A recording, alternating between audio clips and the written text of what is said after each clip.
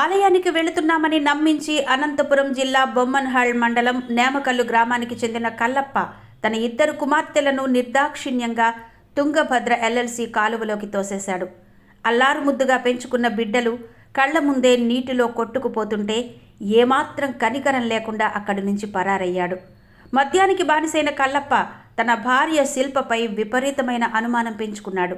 ఈ క్రమంలో తన ప్రాణ సమానమైన కుమార్తెలు సింధు, అనూషలను ఈ నెల 21న బళ్ళారిలోని మహాదేవప్ప ఆలయానికి తీసుకువెళ్తున్నానని ఇంట్లో నమ్మబలికి బయటకు తీసుకొచ్చాడు. కానీ ఆ తండ్రి మనసులో ఎంతటి క్రూరత్వం దాగుందో ఆ పసిపాపలు ఊహించలేకపోయారు. ఆలయానికి వెళ్లకుండా దారి మళ్లించిన కల్లప్ప వారిని నీటిలో తోసేశాడు. కాలువలో గాలింపు చర్యలు చేపట్టగా పెద్ద కుమార్తె సింధు మృతదేహం లభ్యమవగా 10 ఏళ్ల అనూష ఆచూకీ కోసం ఇంకా గాలింపు కొనసాగుతోంది. అనుమానం అనే భూతం ఒక నిండు కుటుంబాన్ని చిన్నాభిన్నం చేయడమే కాకుండా కన్న తండ్రి చేతిలోనే పసి ప్రాణాలు బలి కావడం స్థానికంగా తీవ్ర విషాదాన్ని నింపింది. ప్రస్తుతం కర్ణాటక పోలీసులు కేసు నమోదు చేసి దర్యాప్తు చేస్తున్నారు.